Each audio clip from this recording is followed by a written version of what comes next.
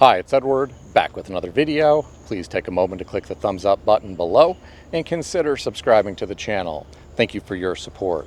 Today I read an interesting article on foxbusiness.com written by Daniela Genovese titled, "Chinese Buyers Snap Up U.S. Homes as Americans Contend with Affordability Crisis."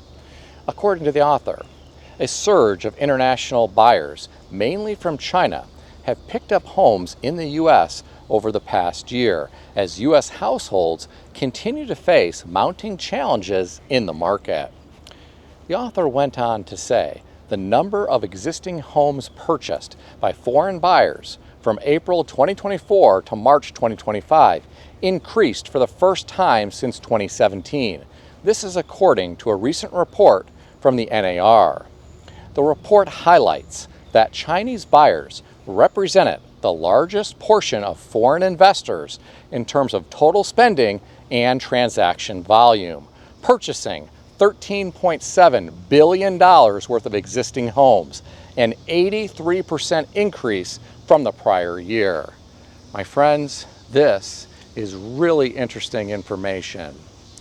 When I read this story today, I really got a bit sad for young folks just starting out in life who dream of home ownership. Many people call that the American dream. Well, a lot of these young folks may have a difficult time competing with foreign buyers, with Wall Street titans who are snapping up homes and turning them into rentals, and then they have to compete with mom and pop investors who buy these properties to renovate them and flip them for a profit. Then you have people who have cash or a line of credit who are able to purchase properties and turn them into short-term vacation rentals. This is the world we live in now. It's not something I ever would have imagined happening 2 decades ago. But this is where we are now. So what is a young family supposed to do when they have a letter of pre-approval? They don't have cash, they don't have a line of credit, all they have is a letter of pre-approval, and they have to try to compete with everyone else who's trying to buy these properties. Well, let me share a few stories with you today. When I was a lot younger, I had my heart set on buying a property in a particular area, and there were a lot of investors, even back then, who were snapping up homes there. There was one gentleman who had a very large portfolio of homes. He had a lot of cash, and he would purchase properties as soon as they hit the market. I met him once, and he told me a story about a property that he had just bought a few weeks prior. He said he was driving by, he saw the real estate agent sticking the sign in the lawn, and he told her, "Put that sign back in your trunk, the house is sold." And she said, "You don't even know how much it is." He said, "It doesn't matter, it's sold." He wanted to gobble up everything in that area. And he pretty much did. But he missed one. I'll tell you what I did. Every day when I would get off work, I would drive through that area and I would look to see if there were any new signs in the yard. And one day there was. And it was a for sale by owner sign. I immediately called the number on the sign. I was able to get the person to give me a tour of the property, and he was the son of an elderly lady who had recently passed away, and this was an estate sale. They were selling the home as is. They had it priced well because the children simply wanted their money as quickly as possible, and they didn't want to deal with any inspections or anything like that. so it was as is and priced accordingly. They were also selling the home furnished. Everything in the home, including all of the antique furniture, came with it.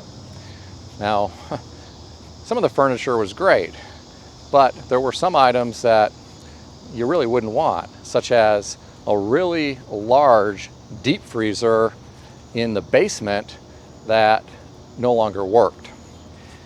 I bought that property, and I can tell you it was a bear getting that old rusty deep freezer out of that basement. There was a narrow stairwell, and that was not an easy feat.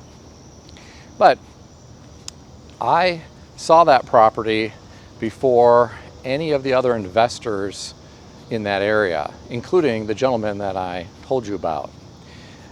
So sometimes you can't give up. You just need to keep looking, and you may stumble upon an opportunity before anyone else. Now, in that particular story, everything worked out in my favor, but that's not always been the case. There was another time when I drove by a small rental that had a sign in the window. This was listed by a local real estate company. I called up the listing agent and I asked him how much he was asking for this rental unit. And they were asking around $800,000. I spoke with him about the cash flow, and at the time, it wasn't worth that. In my mind, I was thinking, that's probably worth about $500,000, but it was another estate situation. The children had recently lost their father, who had been a landlord, and I didn't want to write an insultingly low offer for $500,000 when they were asking $800,000. And the property was in decent shape, and it was a really, really good location. And I thought to myself, they would never entertain a $500,000 offer because the location was just amazing. So I didn't do it. Well, a few weeks go by, and I was talking with another landlord that I know, really super wealthy landlord, lives in one of the largest homes in the area. And he was bragging to me about how he saw this rental for sale. They wanted $800,000, and it was an estate situation. He offered them $300,000 in cash, and they took it. And I couldn't believe it. I thought to myself, wow, I just couldn't believe that they would have entertained a $300,000 offer when they were asking $800,000. I mean, that was just unbelievable. So I really messed up. I could have bought that property for $500,000. But to make matters worse, the story goes on.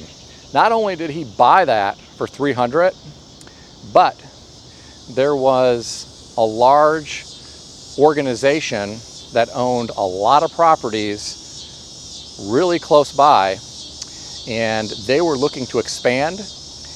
He told them that he just bought this property and he would entertain selling it to them, and they gave him over $1 million for that property right after he closed. He did nothing to the property, and they were buying it to tear it down because the location was so great.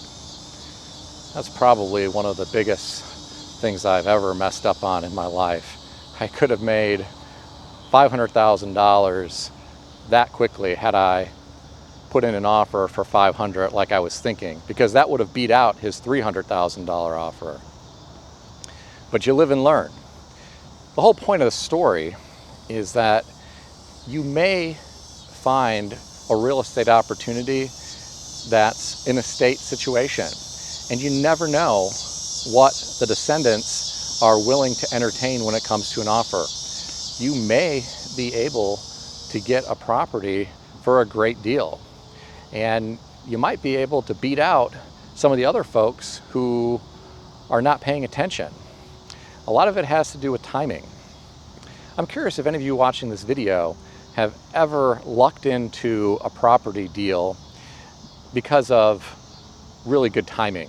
If so, tell me about it in the comments section below. If you enjoyed this video, consider subscribing to the channel. I want to extend a special thanks to everyone who has subscribed to this channel. I want to also thank all of my channel members.